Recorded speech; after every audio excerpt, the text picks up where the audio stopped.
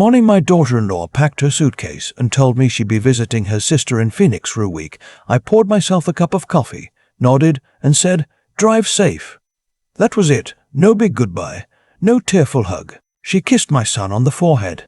He was sitting in his wheelchair by the window, the way he always did, watching the yard. And then she was gone.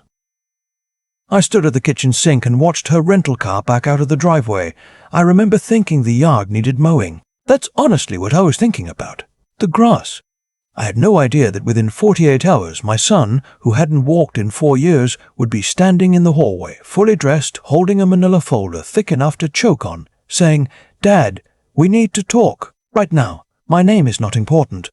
What I am is a 63-year-old retired electrician from outside Columbus, Ohio. I spent 31 years climbing ladders and pulling wire in commercial buildings. My hands are rough. My back gives me trouble every winter. I am not a complicated man, and I did not have a complicated life. Until I did. My son is 34. He was always the kind of kid who fixed things. Bikes, radios, small engines. When he was 12, he rebuilt a lawnmower engine from parts he found at a garage sale. I remember watching him work and thinking, this one's going to be okay. Whatever life throws at him, this one's going to figure it out. He met his wife at a regional sales conference 7 years ago. She was short, well-dressed. She had this way of walking into a room that made you think she already owned it. My wife, God rest her, pulled me aside after that first dinner and whispered something about that girl. I told her she was being unfair. I told her to give the woman a chance. My wife passed 2 years later, ovarian cancer, 14 months from diagnosis to the end. After that, it was just me, my son, and his wife. We lived about 20 minutes apart, and then, after his accident, they moved into my house. The accident was a car wreck, December, black ice on Route 40. A pickup ran a red light and hit the passenger side where my son was sitting. He spent 6 weeks in the ICU. When he finally came home, he was in a wheelchair, and the doctor said the nerve damage to his lower spine was severe. They used words like significant deficit and long-term mobility challenges. His wife had a nursing background.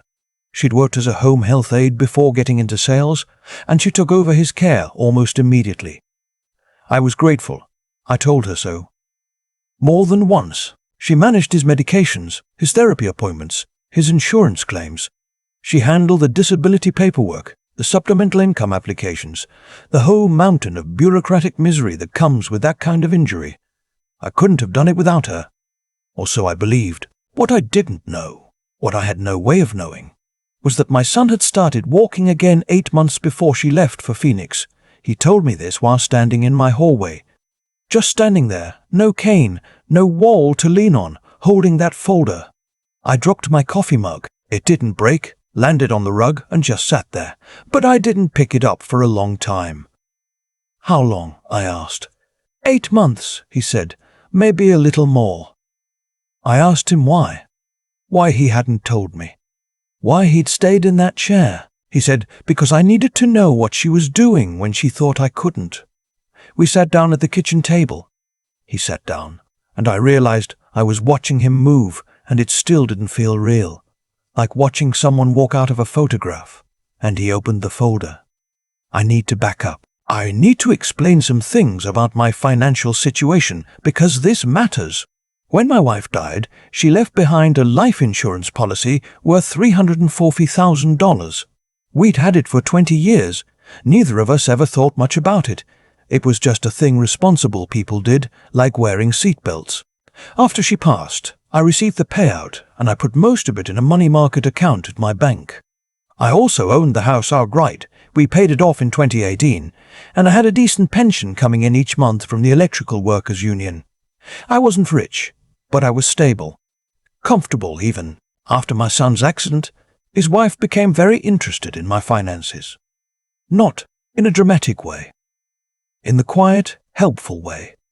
She offered to help me organize my accounts. She said she was worried I was missing out on better interest rates. She found a financial advisor, a man I'd never met, and arranged a meeting at a coffee shop near my house. The advisor was friendly, well-spoken. He talked about annuities and estate planning and protecting assets for my son's long-term care. It all sounded reasonable. I signed several documents over the course of about 18 months. I'm not proud of this. I'm 63 years old, and I'm not stupid, but I was grieving and overwhelmed, and I trusted the wrong people. My son's wife told me what each document was, a beneficiary update here, a healthcare proxy there, and I signed. I shouldn't have, but I did.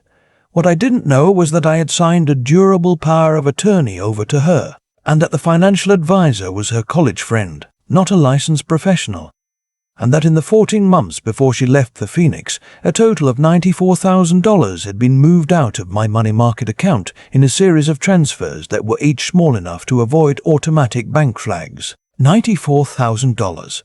My son found out by accident. About 9 months before all of this, he'd been reaching for his phone charger on the nightstand and knocked over a glass of water.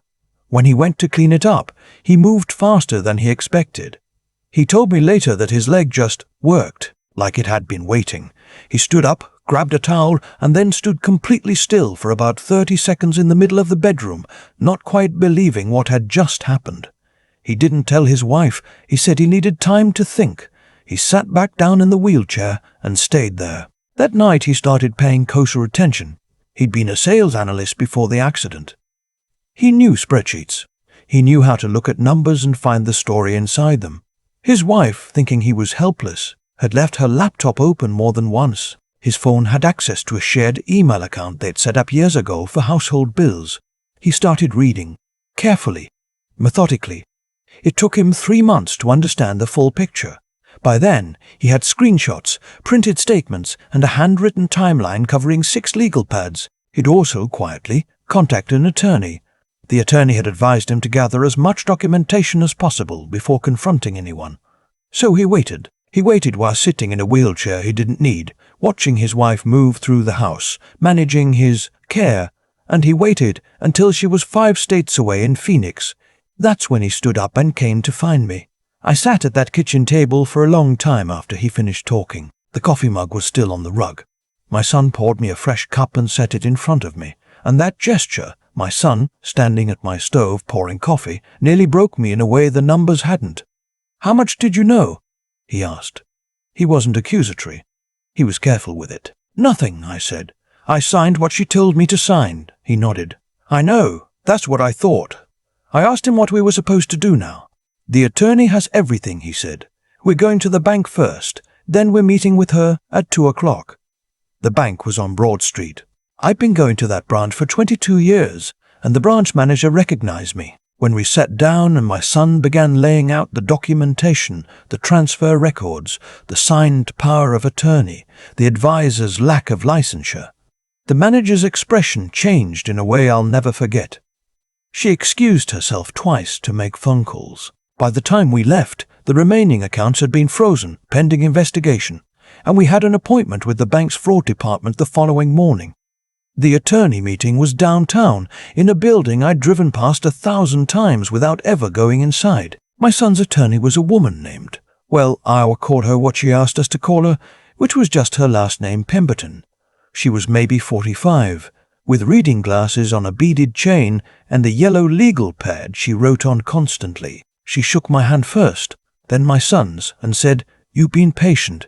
That's good. Patient is how we win." She walked us through what had been filed.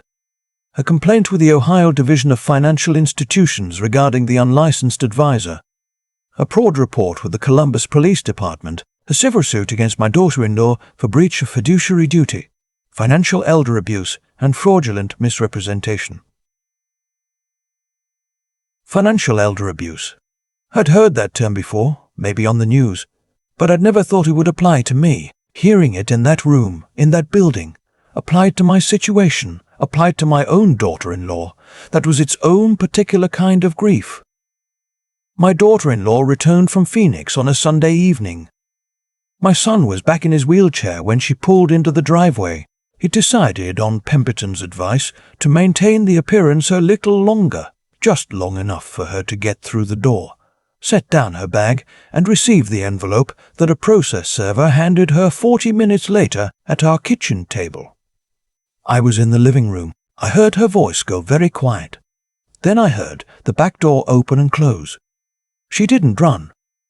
She sat in her car in the driveway for about 20 minutes, then drove away. She called my son 3 times that night. He didn't answer. She left one voicemail. He played it once, then deleted it. I asked him later what she said. She said she was sorry, he told me. She said she'd done it because she was scared. Scared we'd stop needing her. I've thought about that a lot. Scared we'd stop needing her. I don't know what to do with that, honestly. I don't know if it makes it better or worse. The civil case took 14 months to resolve. The unlicensed advisor, her friend, cooperated with investigators in exchange for reduced charges. He provided records showing exactly how the transfers had been structured and why. The full $94,000 was not recovered, but $71,000 was, through a combination of civil judgment and the liquidation of accounts held in my daughter-in-law's name. The remainder is still being pursued. My daughter-in-law pleaded no contest to financial exploitation of an elderly adult, a felony in Ohio. She received a 3-year suspended sentence, 5 years of probation, and a restitution order for the outstanding balance. She is not allowed to hold power of attorney for any individual during her probation period. I want to be honest with you. I don't feel triumphant about any of this. I feel tired. I feel like I lost years I didn't have to spare. I feel like I failed my son by not paying closer attention to the people I let into our lives. But I also feel something else, and it's the thing that gets me out of bed in the morning now. My son walks. He walks every day. He's been doing formal physical therapy since this all came out. Real therapy, honest therapy. And his doctors say his recovery, given the original prognosis, is genuinely remarkable. He still has some weakness on his left side. He uses a cane some days when he's tired, but he walks into the kitchen in the morning and pours his own coffee and stands at the window looking at the yard, and I watch him from the table, and I think about that 12-year-old kid rebuilding an engine from garage sale parts. He figured it out. We talk more now than we ever did before. Not about the case, not about his recovery, just talk about the Indians, about whether I should repaint the garage, about the barbecue place that opened up on 5th Street that we both agreed was overrated. Small things, the kind of small things that are actually the big things, if you're paying attention. I've also started paying more attention to my finances. I have a new attorney who reviewed all of my remaining accounts and documents. I have a new power of attorney, my son, which is what it should have been from the beginning. I attend a monthly meeting at the Columbus Area Senior Services Office, a fraud prevention group. I am not ashamed of needing it. I should have found it sooner. A few months ago, a man at that meeting asked me how I ended up there. He was maybe 70, white-haired, wearing a Veterans of Foreign Wars hat. He'd been scammed by a phone scheme, lost about $12,000, which for him was close to everything. I told him what happened to me. The short version. He was quiet for a moment, then said, "Did you at least get your money back?" "Most of it," I said. He nodded. Good for you." I thought about what to say next. I landed on the thing that felt most true. The money mattered, I told him. But my son walking back into that kitchen, that was the thing that put me back together. He nodded again and didn't say anything else, and I think that was the right response.